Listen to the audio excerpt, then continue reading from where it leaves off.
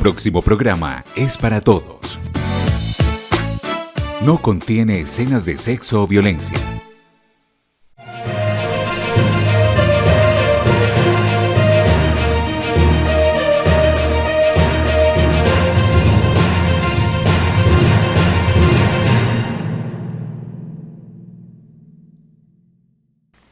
Buenas tardes, 12:03 y les damos nuevamente la bienvenida a este avance informativo, un espacio para contarle a los andinos todo lo que sucede en nuestra región, y hoy los invitamos a estar en sintonía porque hoy conversaremos de etnoeducación.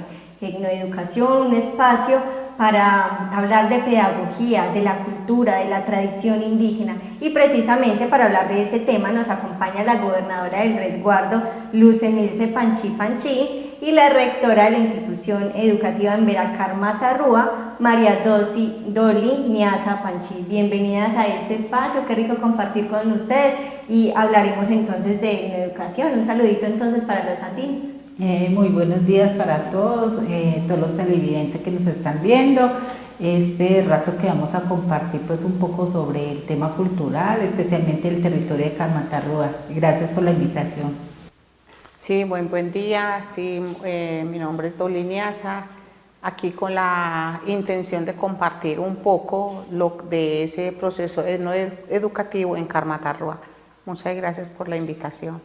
Bueno, muchas gracias a ustedes por acompañarnos, y precisamente la etnoeducación es una estrategia pedagógica que busca resaltar la tradición cultural, pero entonces, ¿cómo podemos entender este enfoque? ¿Qué sería entonces la etnoeducación? Le preguntamos entonces a la rectora. Bien, la etnoeducación es etnocultura, etno es territorio, etno es conocimiento, es sabiduría, es aprendizaje, allí en su territorio, en su casa, en su cosmo. Entonces, educación es una relación en torno al contexto de la naturaleza en el territorio donde estamos habitados todos, los que llamamos indígena. Entonces es un proceso muy significativo esta formación del proceso etnoeducativo. Bueno, podemos decir que son más de 86 años de lucha con la educación, de entender realmente el panorama de las comunidades indígenas.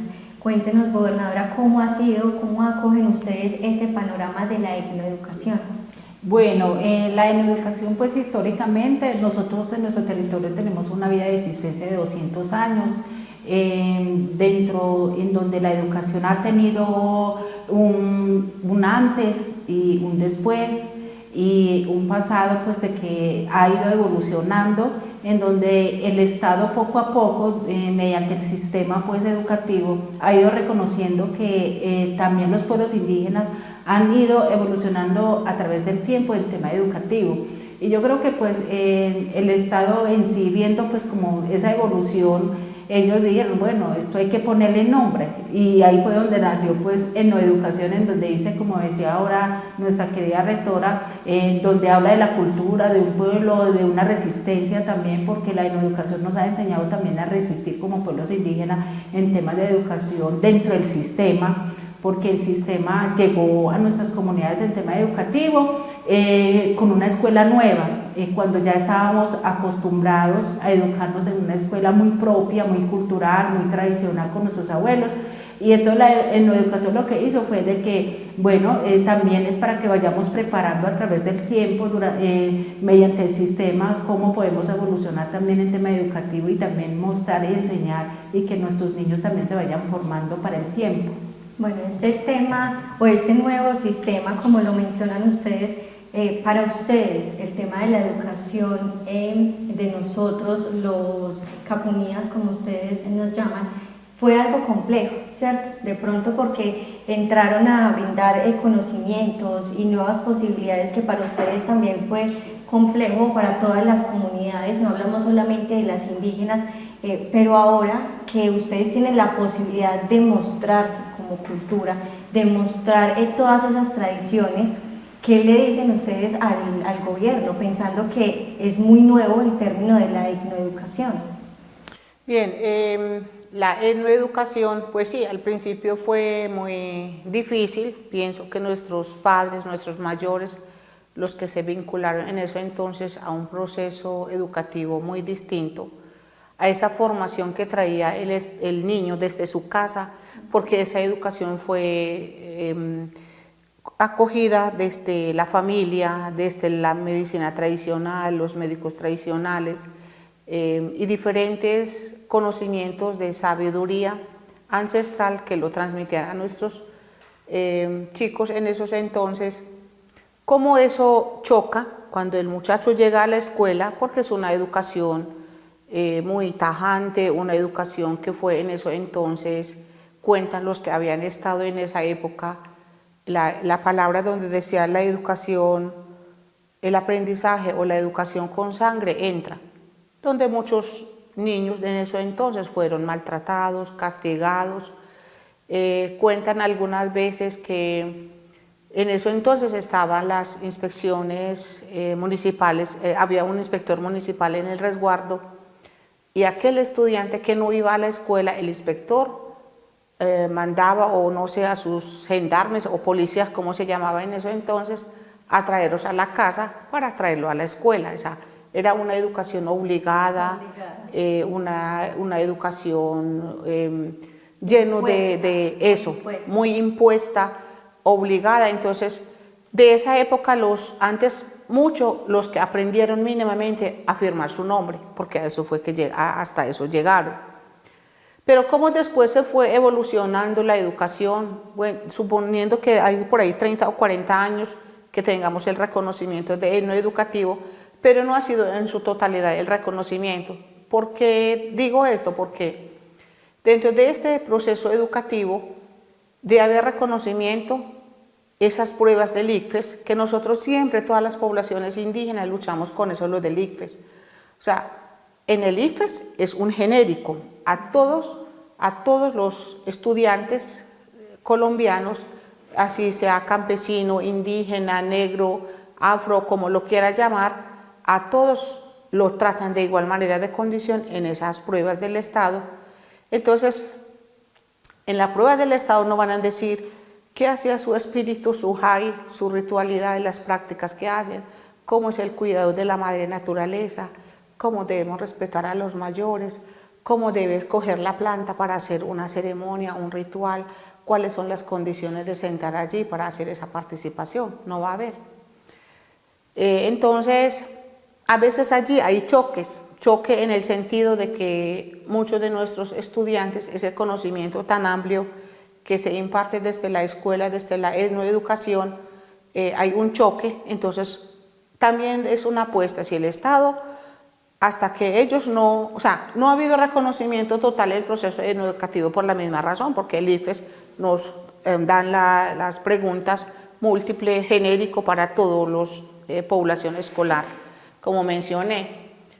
Pero también es un reto para nosotros como etnoeducadores de cómo, desde esa etnoeducación, cómo trabajar la interculturalidad, cómo el estudiante conoce la otra cultura, o sea, lo de usted, lo del occidente, y cómo debe conocer la cultura propia, lo suyo. Cómo esos dos conocimientos hacen una interacción, un diálogo, una conversación intelectual y de conocimiento, de sabiduría, hace que el muchacho, cuando esté formando en un colegio o en una escuela etnoeducativa, cómo él va a unificar esos dos conocimientos, tanto del propio y del apropiado, para así poder proyectar hacia la sociedad. Y de ese modo considero que es así como los muchachos presentan las pruebas ICFES. Algunos les va bien, algunos regular, algunos muy regulares. Entonces es esa la situación, que si nosotros pudiéramos solicitar es el reconocimiento ante el Estado, no solo que digan etnoeducadores, sino que también en muchos de los sistemas de educación se pueda ir como vinculando esas particularidades etnoeducativas para que el Estado nos dé el reconocimiento a todos los pueblos indígenas. Precisamente en ese reconocimiento, gobernadora, es importante también entender esa importancia de que los docentes también se formen, los docentes occidentales que están dentro de la comunidad formando a los niños y jóvenes, también se formen en la etnoeducación, se formen en la cultura, se formen en las tradiciones. Sí, la etnoeducación ha sido pues un tejido un tejido en donde hemos ido viendo pues las necesidades que se han ido surgiendo. Nosotros, por ejemplo, nuestra institución educativa Carmatarroa tiene docentes que no son indígenas, en su mayoría son docentes afros, que también vienen con una cultura distinta. Yo creo que yo a veces he analizado que nos encontramos dos pueblos que históricamente hemos sido de resistencia, porque los afros también tienen su historia, pues igual que nosotros, en donde su cultura, sus derechos fueron muy vulnerados con la colonización. Pero sí es importante de que un docente en su vida profesional, vaya o no vaya a tener un espacio en una comunidad indígena, sí la academia sí debe ir preparando a estos profesionales en temas de educación, poner ese componente de la enoeducación. Anteriormente las instituciones o la academia, las universidades nunca implementaban. Habían universidades que ignoraban que existían comunidades indígenas, pueblos indígenas.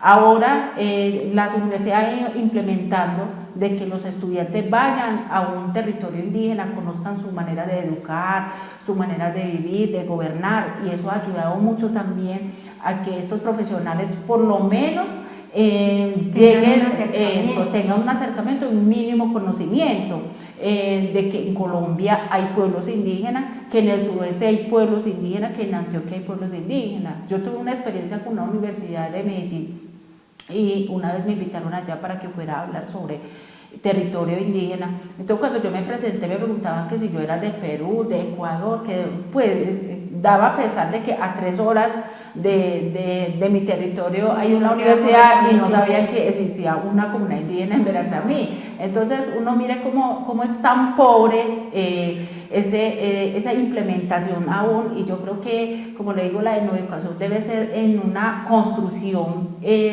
prácticamente constante, porque va evolucionando y con ello la humanidad también. Entonces yo creo que sí, la academia sí debe implementar el tema enoeducativo, llámese, no importa pues de qué facultad sea, pero de que un profesional en Colombia debe tener un mínimo conocimiento de que hay comunidades indígenas, que tiene su cultura, tiene su creencia, tiene su territorio, una manera de vivir diferente, porque aunque ustedes nos vean que nos vestimos igualito que ustedes, pero nosotros tenemos unas vivencias muy internas que solo lo vivimos nosotros, y una educación que solo nuestras madres nos transmiten desde el vientre, porque es que en el mundo indígena los hijos no se educan cuando van a la escuela, se educa desde el vientre, y eso de educar desde el vientre hace de que también ya uno nace con una formación, uno ya sabe para dónde va y cuál es mi misión, mi propósito dentro de la madre tierra, dentro de mi existencia. Entonces yo sí siempre he dicho de que bueno, la educación hace poco que se implementó, pero debe ir tejiendo y debe ir mejorando un poco. Exacto, y más porque Colombia aporta una gran cantidad de comunidades indígenas, afro, somos muy culturales, somos interculturales. Precisamente ese término quiero que lo expliquemos más a fondo con la rectora, este término de interculturalidad que también se entrelaza con la etnoeducación. Sí, la interculturalidad, pues, primero teniendo en cuenta que nosotros estamos en 2 municipios muy fuertes, que es Andes y Jardín. Esa interculturalidad, de una u otra manera, también nos ha brindado conocimiento, nos ha brindado aprendizaje. Cómo esa conversación desde esos 2 contextos, la propia y la apropiada, que es la cultura propia y la otra cultura, cómo se vuelve cómo se vuelve eso una mejora, un aprendizaje que nuestros chicos, niños, deben vincular dentro de ese proceso de formación, porque las 2 son importantes. Si nosotros nos hemos criado en este mundo de 2 conocimientos, ¿qué se toma del occidente y qué tenemos lo del propio para que eso se vuelva enriquecedor a nivel de conocimiento y sabiduría y de investigación y de innovación? porque nosotros no podemos pretender en decirle no, esa cultura no nos aporta, nos está haciendo daño. Antes tenemos que pensar es como una oportunidad de mejoramiento, una oportunidad de trascender, una oportunidad de conocimiento, cómo esa conversación de esos dos encuentros hace que proyecte y avance un estudiante y tenga variaciones de conocimiento y que tenga la aplicabilidad para su vida laboral, profesional, en un futuro no lejano. Porque el sueño que muchos de los niños y jóvenes del resguardo y de los padres de familia, cuando buscan que su hijo se eduque para la vida, se eduque para una educación superior, se eduque para un empleo digno como cualquier persona, se eduque para ser una persona útil social ante la sociedad y pueda aplicar su conocimiento adquirido. Entonces, por lo tanto, me gustaría hablar un poco dentro de este proceso etnoeducativo, de esta interculturalidad, en los estándares curriculares del Estado hay unos componentes. Dentro de esos componentes de estándares curriculares, lo que cualquier niño colombiano debe aprender, cómo nosotros lo hemos integrado, nuestros estándares curriculares lo hemos compuesto por 6 ejes temáticos, 6, que uno es desde lo administrativo, otro es desde la interculturalidad, el conocimiento del occidente y del propio, como desde cosmos, madre tierra y ser, desde esas ciencias naturales, desde esa biología, como desde el área del arte, cómo el niño debe conocer el arte, la construcción, la creación, cómo el arte se vuelve un elemento muy importante, porque pienso que nosotros por naturaleza, Carmatarrúa es de modo artístico, es muy artístico porque está el tejido, la manualidad de las chaquiras, el canto, los cuentos, lo del moldeado del barro, lo del tejido de las canastas, entonces hay una cantidad de implementos muy importantes que es del área del arte. La otra corresponde desde la parte del territorio, que es lo del cultivo, un cultivo sano, del cuidado del medio ambiente. Entonces, consideramos nosotros durante esos 6 ejes no tenemos ajeno a los estándares curriculares que nos manda el Estado, pero nosotros como de acuerdo a nuestro contexto, a nuestra realidad, como todo eso lo proyectamos a nuestros estudiantes de modo pedagógico. Entonces, esa telaraña que se llama Burocucu para nosotros y se llama esa telaraña dentro de ese modelo etnoeducativo de Achidroa Cunicía, pensamientos desde la madre tierra, como todo lo que se construye lo hace alrededor de la madre tierra. Entonces, si uno empieza a conversar de esto, uno lo saborea, lo dice como con esa apropiación, porque uno ya está vinculado dentro de eso y sabemos cómo se está llevando el proceso. Exacto. Sí.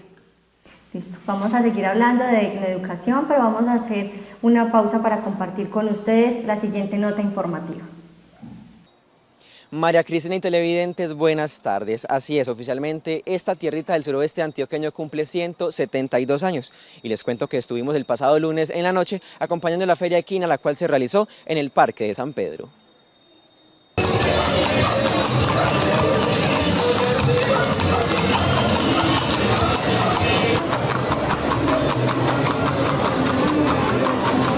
Yo pienso que las tradiciones se mantienen siempre y cuando los que hacemos ese tipo de ejercicios, porque soy caballista, nos manejemos bien.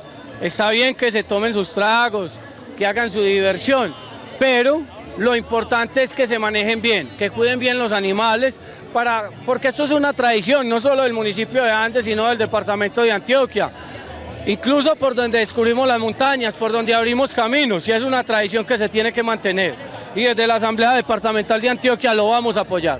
El andino por tradición, la gente del suroeste de Antioquia por tradición ha sido caballista.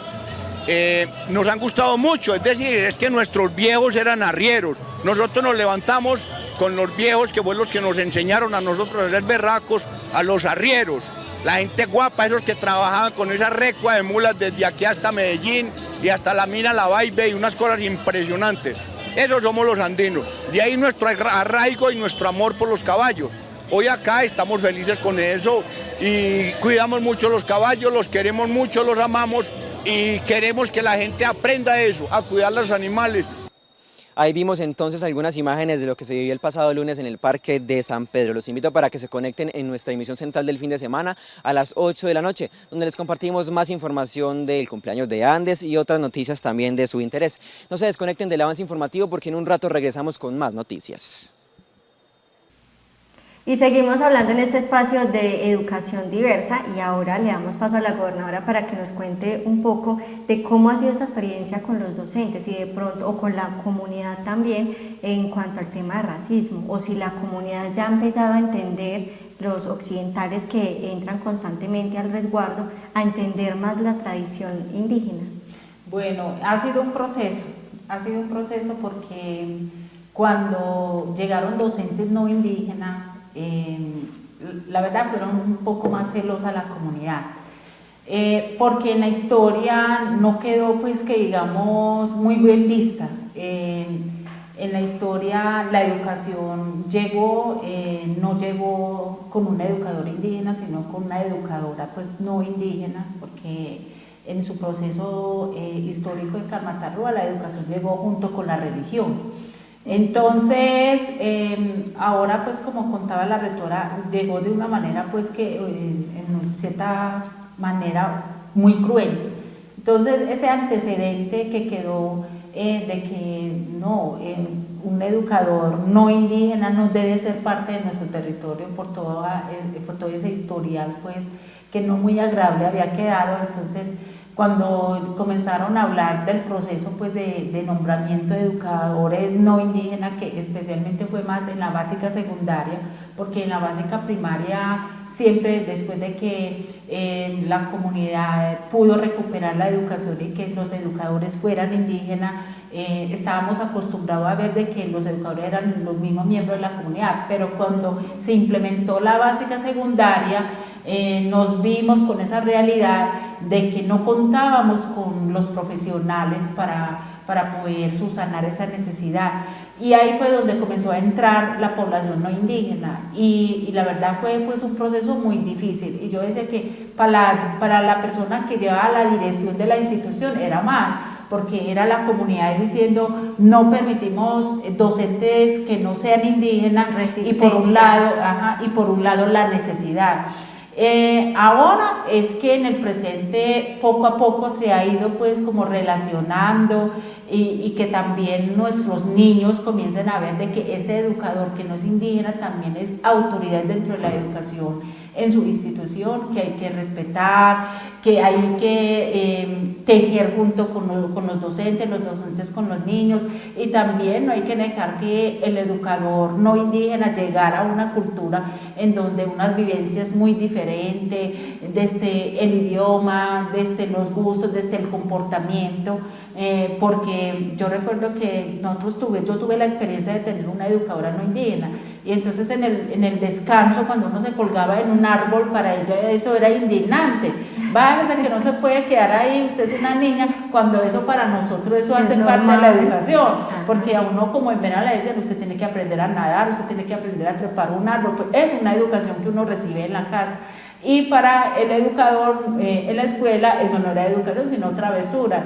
Entonces, pero ha ido evolucionando en donde los educadores ahora en el presente no indígena también ha ido juntos tejiendo, aprendiendo, porque es un aprendizaje tanto como los niños de Carmatarrúa aprenden de ellos han aprendido también pues de los niños y ha hecho de que tengamos como una convivencia mucho mejor que hace 20, 30 años o hasta 40 años o hasta más la educación que tocó a nuestros padres. Rectora, hablando precisamente de esta experiencia educativa, ya sabemos esa resistencia que tuvo la comunidad indígena, pero en este momento los docentes, ¿qué experiencia manifiestan ellos? ¿Cómo se sienten? ¿Cómo ha venido cambiando ese pensamiento también de los docentes?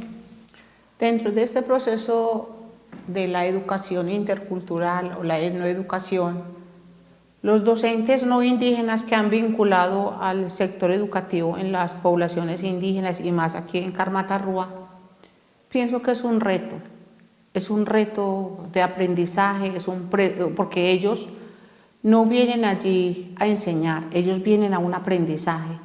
Dentro de ese aprendizaje, el conocimiento previo que ellos traen como educadores, cómo juega con ese conocimiento previo que tienen los estudiantes en las escuelas y cómo ese conocimiento se vuelve potencial.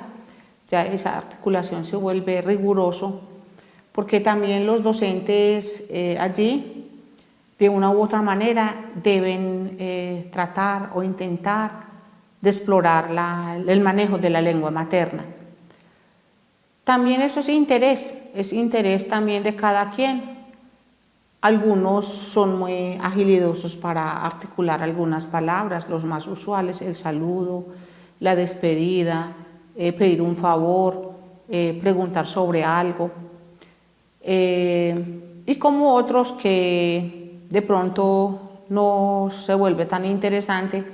Al principio se vuelve un choque porque ellos dicen, es que yo vengo a enseñar la cátedra de la educación lo que es, pero cuando llega y choca, ahí ya se tiene que aterrizar, ahí ya, de ahí en adelante es el diálogo de esos dos conocimientos. Entonces pongámonos en común, pongamos sobre la mesa qué trae usted, qué hay aquí, en qué nos podemos aportar.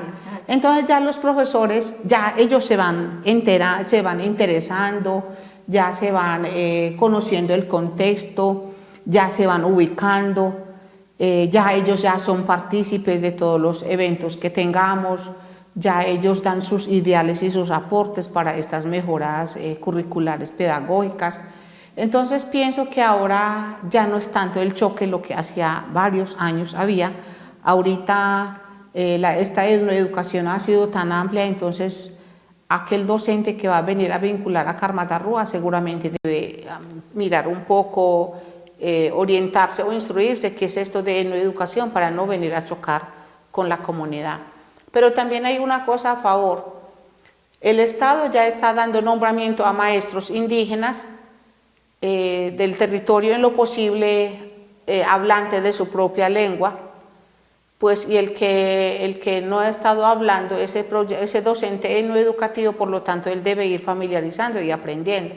Entonces no es relativo en el sentido de que unos aprenden más rápido, otros lentos y otros no se les interesa, pero también son muy respetuosos con el proceso que llevamos, así no sean hablantes, pero ya están permeados dentro de ese proceso educativo que tiene la institución.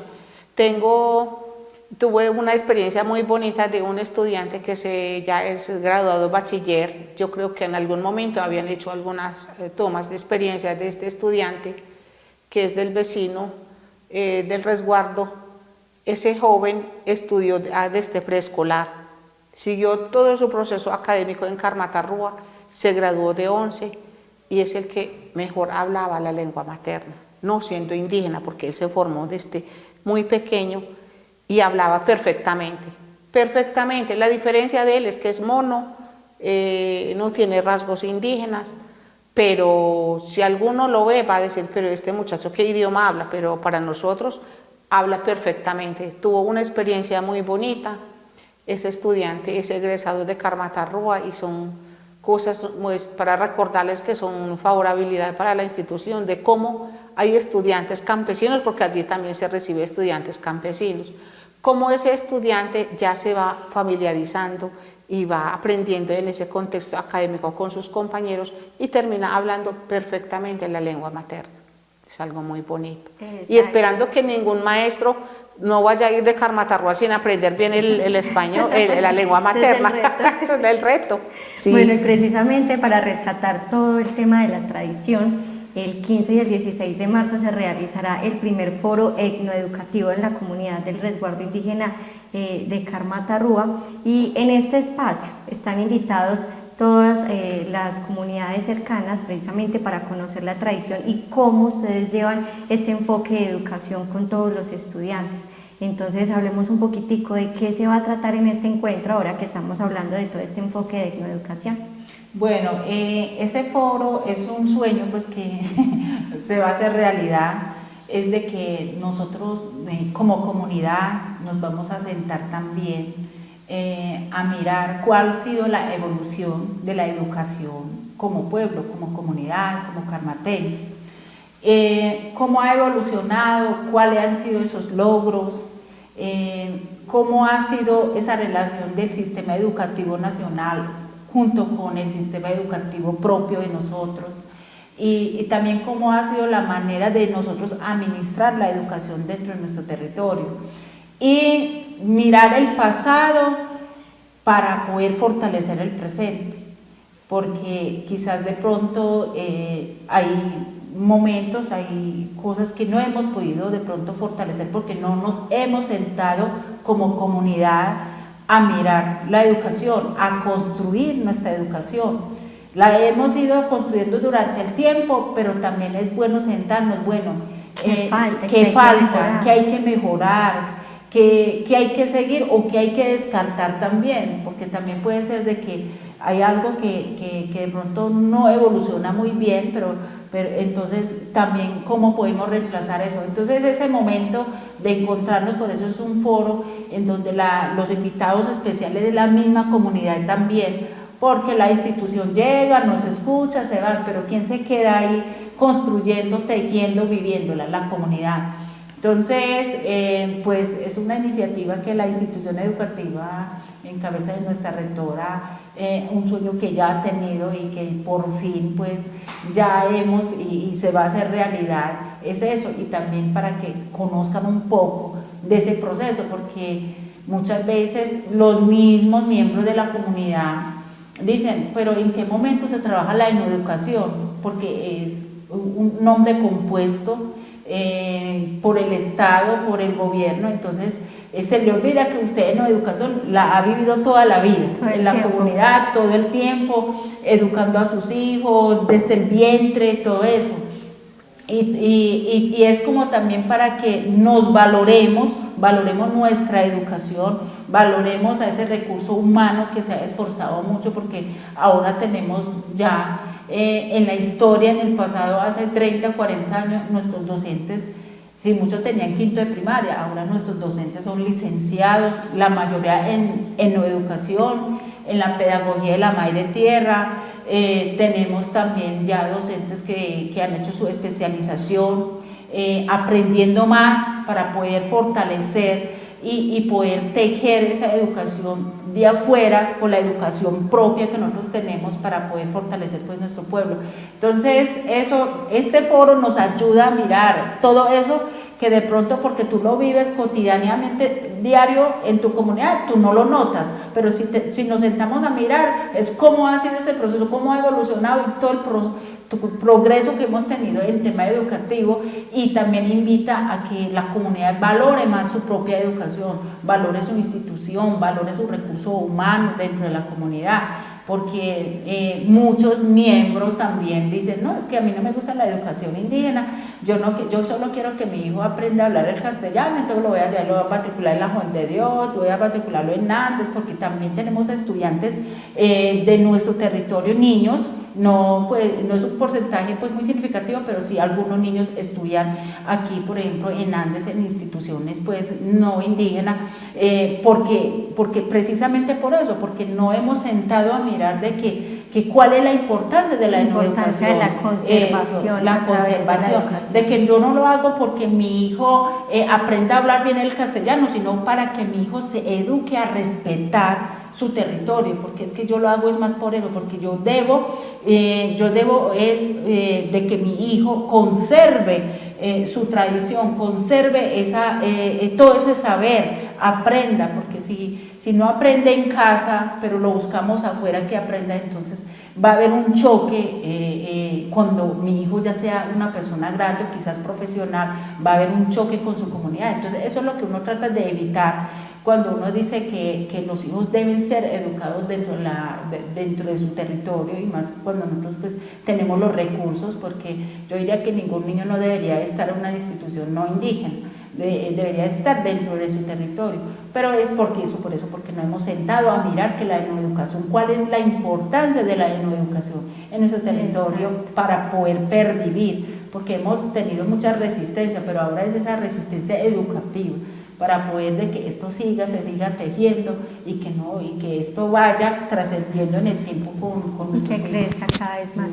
Claro, rectora, para terminar con usted, sería importante compartirle a los andinos cuál es esa programación que se tiene planteada para estos 2 días, 15 y 16 de marzo, dentro de la institución en este primer foro etnoeducativo. Bien, este primer foro etnoeducativo vamos a trabajar 15 y 16 de marzo. O sea, ese encuentro es más de interacción cultural, la integración con la comunidad educativa, toda la comunidad educativa, con las autoridades, los diferentes estamentos. Estos 2 días va a ser de muestras culturales, las diferentes habilidades del arte que tienen los estudiantes, de sus prácticas que han hecho en el colegio con sus profesores. Igualmente nosotros allí vamos a hacer 2 momentos. Un primer momento que es el diálogo. Bueno, miremos a ver eso de la educación, eso cómo se come, de qué se viene, por qué dice así, por qué lo de la enseñanza de esa manera como tan diferente. Entonces vamos a trabajar desde 4 momentos.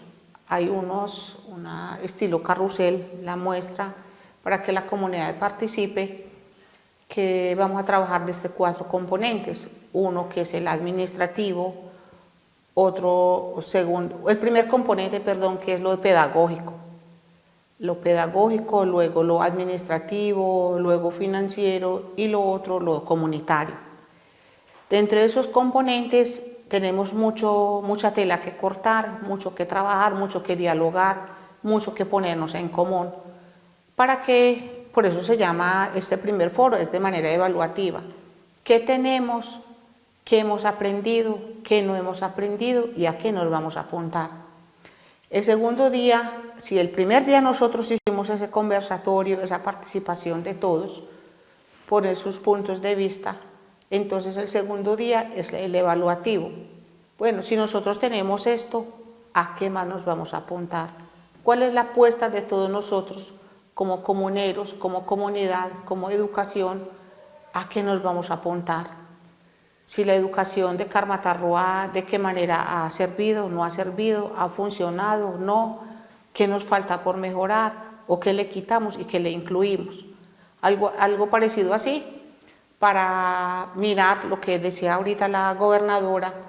Bueno, de del 100%, suponiendo que el 1%, siendo exagerada, que no quiere esa etnoeducación en Carmatarroa, porque dice, es que yo no quiero que le enseñen, es que uno es enseñar en lengua materna o enseñar la lengua materna. Son 2 conceptos, porque entonces dice, si es que mi hijo ya aprendió a hablar la lengua materna en la casa, ¿para qué carajo en la escuela le van a enseñar lengua materna? Sabiendo que ya él necesita es ir a aprender el castellano. Pero si vamos a la realidad, por eso decía, ¿es la enseñanza de la lengua materna o es la enseñanza en lengua materna? La enseñanza de la lengua materna, la enseñanza en lengua materna, hay un momento donde debe aprender en la casa y el otro momento es el académico desde el colegio, porque en casa solo está articulando, solo tiene la oralidad.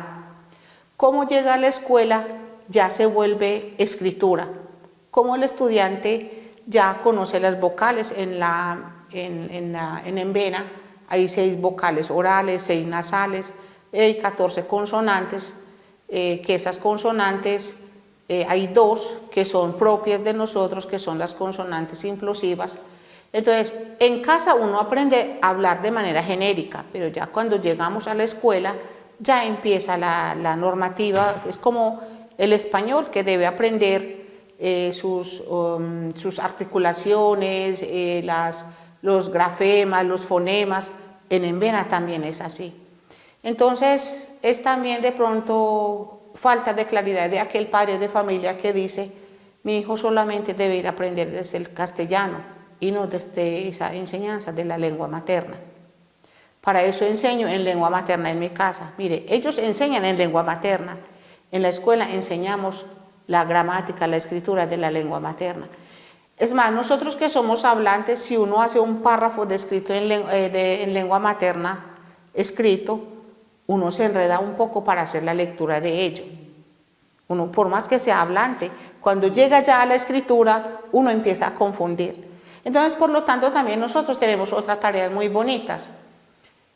Ahorita acabamos de salir de el año pasado, en noviembre, cerramos un proyecto gestado desde el Cabildo, desde el Sistema General de Participación, lo de la construcción de un diccionario en Vena.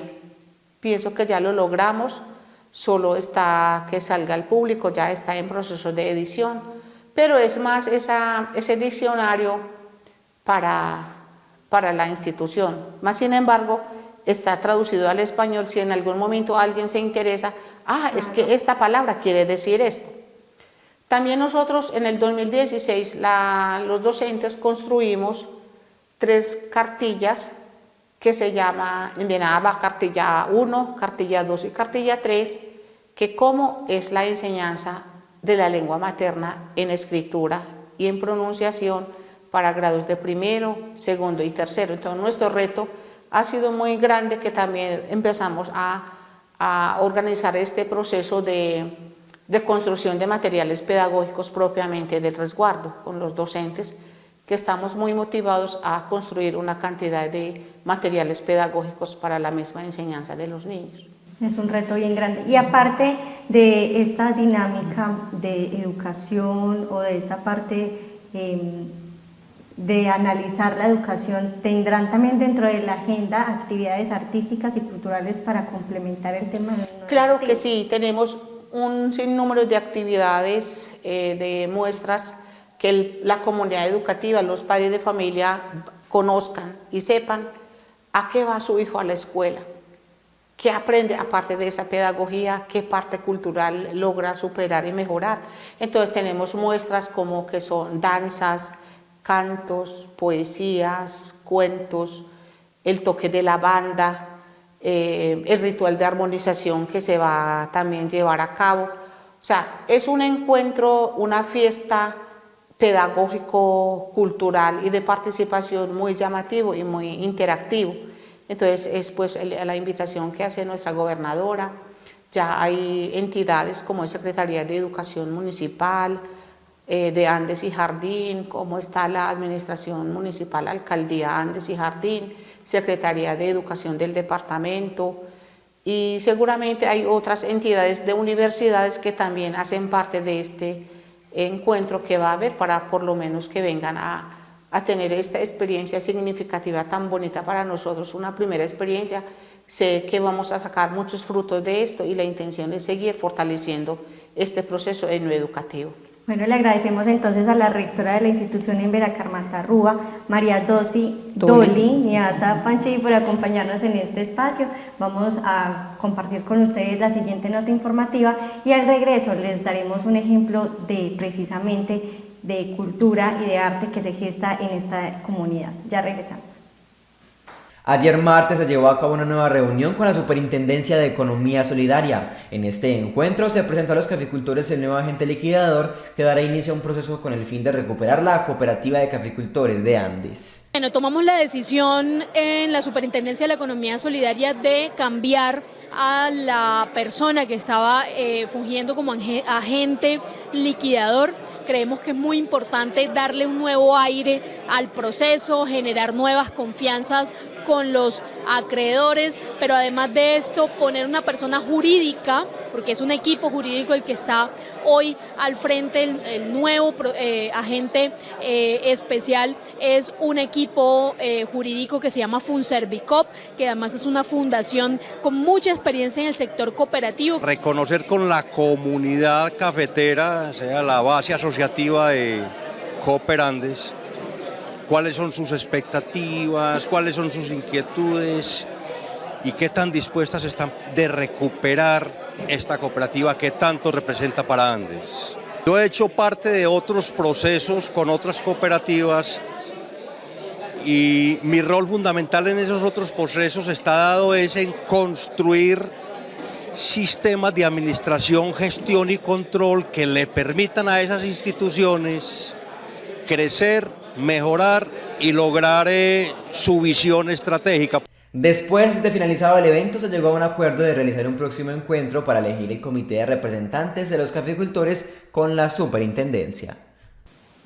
Según el Censo Nacional de 2018, las poblaciones étnicas equivalen al 13,6%. Estamos hablando de una gran cantidad de población que, gracias a la etnoeducación, se puede mostrar su cultura, su tradición, su historia, y precisamente en este encuentro en este espacio para hablar de cultura y de arte, nos acompaña también el artista local de música rap, él es Jonis Arleider Baquiasa Cértica. Bienvenido también a este espacio y hablemos un poquitico de qué se dedica y cómo surge este género, cómo empieza a vincularse el género rap.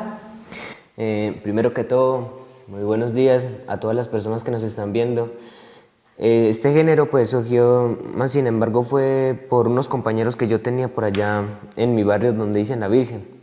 Bueno, ellos empezaron ahí en un mango improvisando, empezaron a improvisar y pues yo siempre escuchaba que, qué bueno, quisiera también hacer lo mismo que hacen ellos. Y bueno, fui allá, empecé a experimentar más, empecé a improvisar y de un momento a otro pues quise meterme más a fondo a este género. Bueno, llego a una parte donde había una profesora que hacía una actividad que le decían la lunada, pues la lunada, mejor dicho. En ese tiempo yo quise hacer una canción, empecé a componer, primero que todo, escuchaba cada canción, videos, escuchaba la tonalidad que tenían varios artistas de cómo entrar en una canción, la forma, el estilo, el flow, todo eso, empecé a estudiar y empecé a hacer mi propio estilo. Ya llegando a ese punto hice mi primera canción que se llamaba Polinizadores y empecé a cantar allá en la luna, me fue muy bien. Ya después de esos trayectos ya empecé a hacer más canciones, empecé a cantar en distintas partes y bueno, hasta llegar a un punto donde hice mi primer video oficial. Bueno, hay una característica que hay que resaltar en su talento y es esa capacidad y el gusto y el amor con el que hace su trabajo para mostrar también la historia del resguardo indígena, cómo surge, cómo es importante también que los andinos y todas las personas que tienen acceso a este contenido puedan disfrutar también de su comunidad. ¿Por qué el gusto de mostrar lo que ustedes hacen? Bueno, ¿por qué el gusto? En primer lugar, yo lo quise hacer fue porque es mi cultura, mi comunidad, y de ahí es donde vengo, ahí es donde nací, pues como siempre lo he dicho, voy a morir ahí, y dije, bueno, sería lo bueno en hacer una historia y representar a mi comunidad en una canción. Como ya por allá hay personas que habían hablado sobre la historia de nuestra comunidad, de cómo la recuperamos, todo esas cosas, quise hacer esa canción. Lo hice, lo compuse y se los demostré a todas las personas y dije, pues, si algunas personas son capaces de hacer algo muy grande, entonces yo también, y pues ya empecé a componer y lo demostré. Bueno, no dejemos entonces a los televidentes antojados y con esa intriga del talento de este joven, entonces compártanos un pedacito de esa canción. Lo comparto, bueno. Bien, comencemos. Les voy a resumir un poco de esto de una historia tan viva que a mí ya no se me olvida. Pon cuidado en lo que diga porque toda esta canción quedará permanecido por toda la vida. En el año 1970 empezó una era donde los indígenas comenzaron a pensar y a investigar lo demás sobre esta tierra, buscando la escritura principal que nos encuentra. Gracias al doctor Aníbal Tascón que nos empezó a ayudar a buscar soluciones con el pueblo carmateño. Desde ahí empezó la recuperación de toda esta tierra. La historia nos cuenta que en el trayecto de la vida había personas, niños, hombres y mujeres y algunos campesinos que nos ayudaron a luchar por lo que hoy vivimos y amamos. Sufrieron demasiado las personas que dieron su vida por este resguardo. Bueno, felicitaciones. Muchas gracias. Gobernadora, ¿qué ha significado para la comunidad el talento de este chico y también resaltando que hay otros talentos en la comunidad, como hablábamos ahora de las manualidades y el hecho de que entre los mismos jóvenes también surja esa necesidad de dar a conocer la historia del resguardo. Pues para nosotros es un orgullo tener jóvenes como Johnny y también hay otros jóvenes dentro del territorio que han transformado en sus canciones quizás una educación en un género, en una canción. Exacto. Porque es la combinación que ellos hacen y es la claridad también pues que tienen los jóvenes ahora es de dónde somos, quiénes somos y para dónde vamos, que es lo que Johnny transmite también en su canción. En su canción cuenta la historia de la recuperación, o mejor dicho, de la liberación de nuestro territorio después de que por muchos años fue arrebatada a nuestros abuelos. Entonces quiere decir de que sí vale la pena la educación en nuestro territorio, sí vale la pena contar la historia a nuestros hijos, sí vale la pena vivirla y enseñarle y amar ese territorio, la madre tierra, porque sí hay muchas riquezas culturales en nuestra comunidad, diferentes artes, una diversidad de artes, pero de que los jóvenes en el presente, a pesar de que la tecnología los ha prácticamente embargado a ellos, también ellos usen esas herramientas que en un momento no fue parte de nuestra cultura, pero les ha servido para ellos contar quiénes somos nosotros, contar de su territorio. Y la verdad sí, nos enorgullece muchísimo y así como Johnny, muchos jóvenes en la comunidad han cantado ese género en lengua materna, en su propio idioma, no echando a un lado su cultura, sino antes demostrando con mucho orgullo de que bueno, una parte de mi cultura la puedo mezclar con otra y puedo transformarla para poder enseñar eso de la comunidad y para hablar quiénes somos nosotros y para que nos conozcan. Entonces sí, la verdad es un orgullo para nosotros tener un joven como Johnny, que es además egresado de la institución educativa Carmatarrúa. Mire que sí vale la pena lo que decía ahora la rectora, el enseñar la lengua materna y que ya todo vayamos construyendo y transformando también nuestra lengua materna hacia la escritura, porque eso ayuda muchísimo también al presente. Quizás nuestros padres, para ellos era fundamental solo hablar la lengua materna. Ahora para nuestros hijos es fundamental hablar y escribir, porque ha evolucionado el tiempo, que es a la cual nosotros debemos estar pues preparados. Bueno, Johnny, felicitaciones por resaltar la historia de su comunidad y las personas que quieran saber más de usted, dónde lo pueden encontrar o cómo pueden conocer más de su talento. Pues como apenas estoy comenzando en este mundo de la música, me podrían encontrar normalmente en YouTube como Johnny Baquiasan, diría que es mi nombre artístico, también en Facebook y en Instagram, en esas plataformas nada más por el momento pues. Bueno, y que también lo van a encontrar en este primer foro de educación que se va a realizar en el resguardo indígena Carmatarrúa. Para finalizar entonces una invitación para que asistan a este encuentro y conozcan cómo vive el resguardo, cómo trabaja el resguardo de la educación.